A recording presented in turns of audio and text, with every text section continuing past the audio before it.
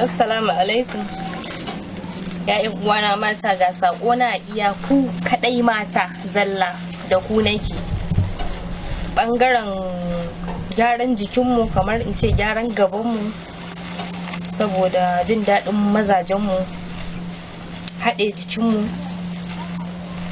da samun wani sinadari wanda zai ba da jin daɗi tsakanin mace da miji, shine sai na zo muku da wani abu. Na san dai kun san bagaruwa. Bagaruwa kowace mace dan aka ce mata bagaruwa ta santa, musamman wadda ta taba haihuwa tun da kila za ta iya yiwa ta taba amfani da irinta. To bagaruwa tana haɗe mace ne idan ta haihu. To ko ma bata haihu ba, idan mace tana so ta dawo zanzan tamkar kamar budurwa, za ta iya amfani da bagaruwa. Musamman idan ta samu bagaruwanta mai kyau, sai ta wanke ta, domin dole in aka kawo bagaruwa za a ganta da wannan farfarin na jiki, tunda in aka ɗebo ta daga inda take a haka take. In kika dan wanke ta, kika dan wannan ɗinta, kika wanke ta, sai ki samu ruwan zafi, sai ki zuba ta a ciki. In kika sa ta a cikin ruwan zafi, kika dora, kika dafa ta, ruwan ya dahu, sai ki ganta idan har ta dahu, za ki ganta jikinta ya saki, kamar ta in ta dahu za ki ga alamun da kanki, za ki gane lallai wannan abar ta dahu. Sai ki kwashe, ki tace ruwan, saboda za ki ga dan diddigi a ciki haka. In kika tace, saboda kar ki sa wa gaban ki, ko ba haka ba. In kika tashi kika tace, sai ki zuba a cikin buta abinda kike kama ruwa da shi. In kika zuba a ciki, sai ki je ki ringa amfani da shi kina kama ruwa. Za ki iya samun plus naki na irin zuba wa'annan abubuwan, saboda idan kika tashi za ki shiga ban daki, sai ki ɗauko shi ki zuba, ki amfani da shi. Idan kika amfani da shi, tunda kafin a ce kin sake zuwa kin je kin yi amfani da wannan din da cikin butar, zai iya hucewa. To na san kun gane wannan. To kuma wannan shine na san kamar ba kowace mace ce ta san wannan abun ba. Wannan abun yana da matukar muhimmanci. Sunanta ɗaɗɗoya. Ba kowace mace ce ta san ɗaɗɗoya ba. To ɗaɗɗoya tana gyara mace.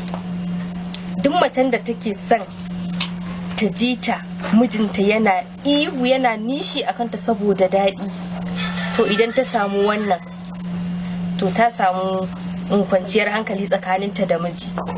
Wannan da kuke ganin ta ɗaɗɗoya ce. Idan kika same ta, kika shanya ta, ba wai a cikin rana zaki shanya ta ba, domin rana tana kashe sinadarin jin daɗin. A cikin inuwa zaki sa ta, ki banza da ita, ki baza ta. Idan ta sha iska kaɗan zan baku daga ciki, domin idan kuna so sai kun nemo mu, za ku iya neman mu ta email ɗin da kuka same mu, sai mu muku cikakken bayani.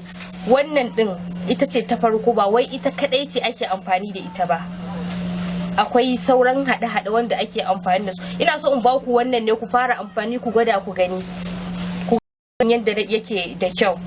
Idan aka baza shi ya sha iska, kamar kin san mijinki zai kusance ki da daddare, in kin tabbatar ya riga ya bushe kenan, zaki dan ebo daga ciki, ki dan mummurza.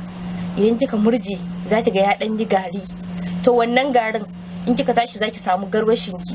Ba fa in kika samu garwashin ki, sai ki zuba, sai ki cire abin da yake jikinki, ki dan samu ki dan tsugunna akai.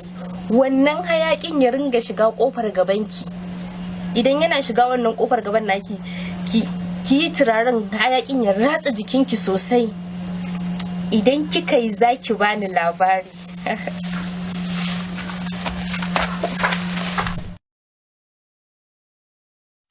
Ku danna subscribe, sannan ku danna alamar ƙararrawa domin